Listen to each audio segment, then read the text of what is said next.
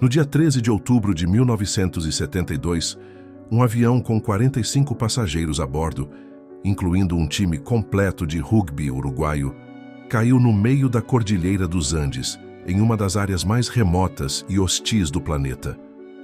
O que começou como uma viagem rotineira se transformou em uma das histórias de sobrevivência mais extremas e controversas da história. Os sobreviventes não sabiam naquele momento, mas seu pesadelo apenas começava. Esta é a história do Milagre dos Andes, um relato de resistência, engenhosidade e decisões impossíveis que testariam os limites da humanidade. Hoje, exploraremos a verdadeira história por trás do acidente do voo 571 da Força Aérea Uruguaia, um evento que inspirou livros, filmes e debates éticos que perduram até hoje.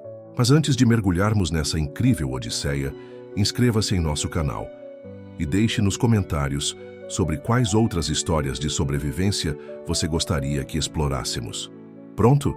Prepare-se, porque estamos entrando nos Andes, onde o frio, a fome e o desespero se tornaram os inimigos mais mortais.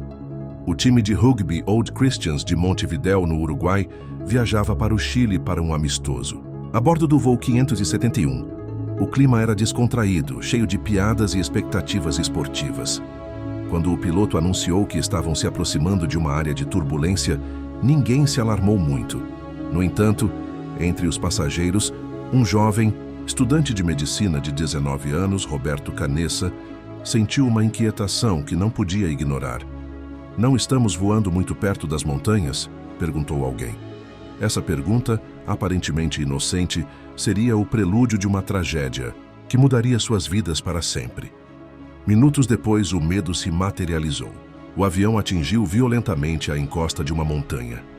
O impacto foi tão brutal que arrancou as asas e a cauda da aeronave, deixando a fuselagem destruída em meio a uma paisagem gelada e desolada. O acidente, que mais tarde foi atribuído a um erro de navegação do piloto, ocorreu porque o avião tentou descer muito cedo em uma área onde os picos das montanhas ultrapassavam 4.000 metros. O piloto, ao perceber o erro, tentou ganhar altitude, mas já era tarde demais. O avião colidiu contra a montanha e o motor falhou completamente.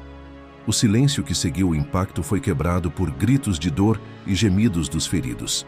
O avião havia se transformado em um amontoado de metal retorcido, cercado por neve e montanhas imponentes. Para os 33 passageiros que sobreviveram ao impacto inicial, a luta pela vida mal havia começado.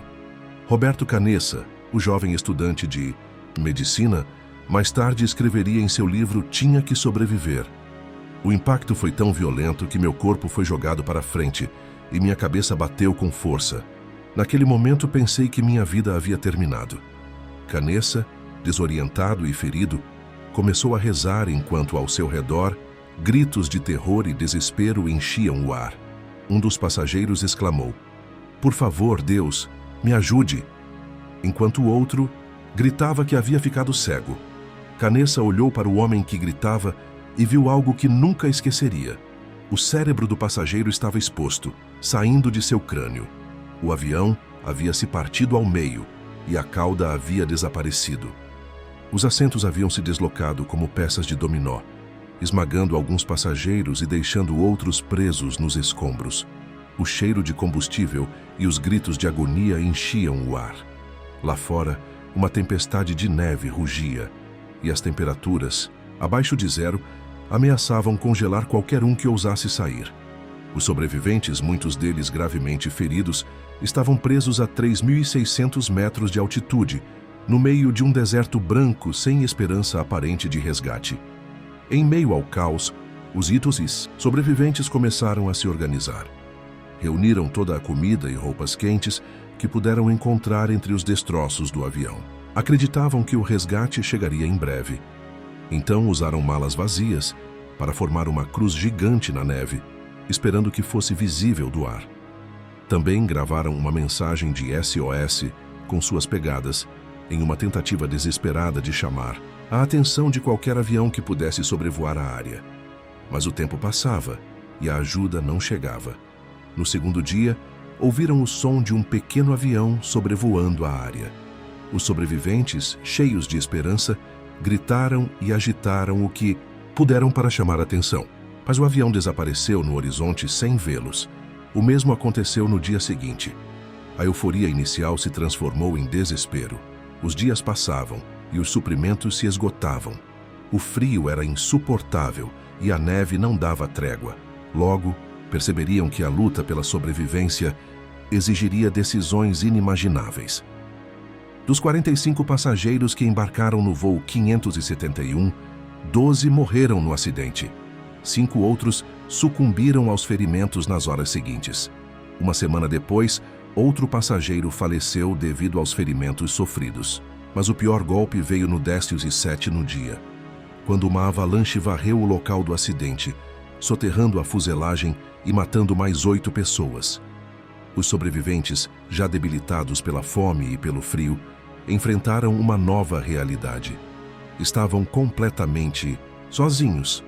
A fome se tornou seu principal inimigo. A 3.600 metros de altitude, não havia vegetação ou animais para caçar. As temperaturas abaixo de zero faziam com que cada movimento fosse uma batalha.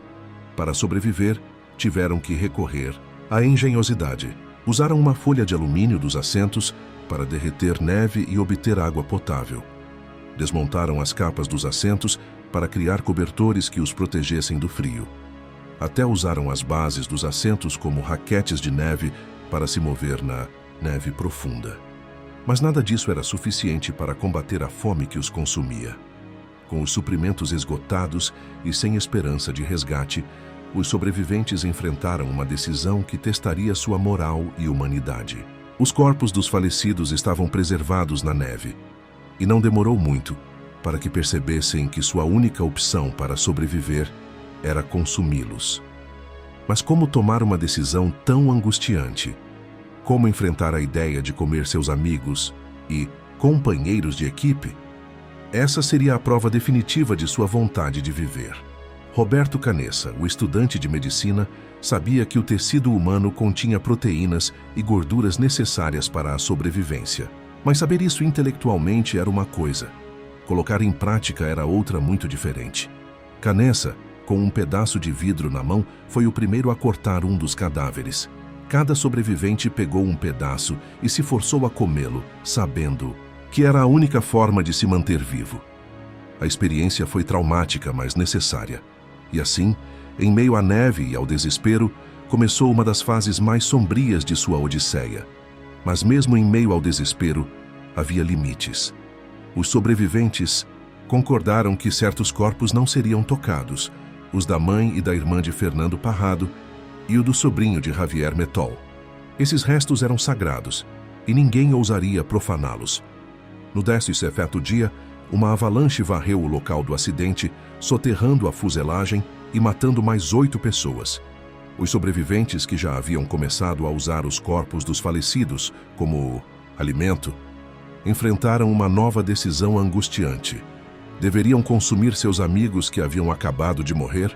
Após uma discussão angustiante, decidiram que sim. Era uma questão de vida ou morte, e não havia espaço para a moralidade tradicional naquele inferno gelado. Enquanto isso, não estavam completamente isolados do mundo exterior. Usavam um radiotransistor para ouvir notícias sobre as missões de resgate. Mas no dia 23 de outubro, receberam um golpe devastador. Após mais de 100 tentativas fracassadas, as autoridades cancelaram a busca. Os sobreviventes perceberam que, se quisessem viver, teriam que se salvar sozinhos. Foi então que Roberto Canessa, Nando Parrado e Antônio Tintim Vizintim decidiram empreender uma caminhada suicida pelas montanhas em busca de ajuda. Sabiam que era uma missão quase impossível, mas não tinham outra opção. Após dias de caminhada, chegaram ao topo de uma montanha, apenas para perceber que o vale que viam não era o Chile, mas mais montanhas. Decidiram enviar Tintim de volta ao avião para que Canessa e Parrado pudessem dividir melhor as escassas rações de comida que carregavam. Canessa e Parrado continuaram sua jornada, suportando temperaturas abaixo de zero e a extrema fraqueza causada pela desnutrição. Após 10 dias de caminhada, finalmente encontraram algo que lhes deu esperança: grama e água. era um sinal de que estavam perto da civilização. Com as últimas forças que lhes restavam, seguiram em frente. No dia 20 de dezembro, após caminhar 70 quilômetros em 10 dias, Canessa e Parrado encontraram um arrieiro chileno no vale do rio Azufre. Era a primeira pessoa que viam em mais de 2 meses. O arrieiro os ajudou a entrar em contato com as autoridades e logo uma missão de resgate foi organizada. No dia 22 de dezembro, 2 helicópteros chegaram ao local do acidente para resgatar os 16 sobreviventes que ainda estavam vivos. O resgate ocupou as manchetes de todo o mundo, mas a reação do público não foi unânime. Quando souberam que os sobreviventes haviam recorrido ao canibalismo para sobreviver, muitos sentiram repulsa. No entanto, após os sobreviventes explicarem as circunstâncias extremas que enfrentaram, a opinião pública começou a mudar. Até a Igreja Católica, que inicialmente condenou suas ações, os absolveu após descreverem o ato como uma forma de comunhão. Roberto Canessa, em um ato de coragem e compaixão, visitou as famílias dos falecidos para entregar cartas que seus entes queridos haviam escrito antes de morrer. Ele queria garantir que entendessem as circunstâncias extremas que os levaram a tomar decisões tão angustiantes. Para sua surpresa, muitas famílias os receberam com compreensão e perdão.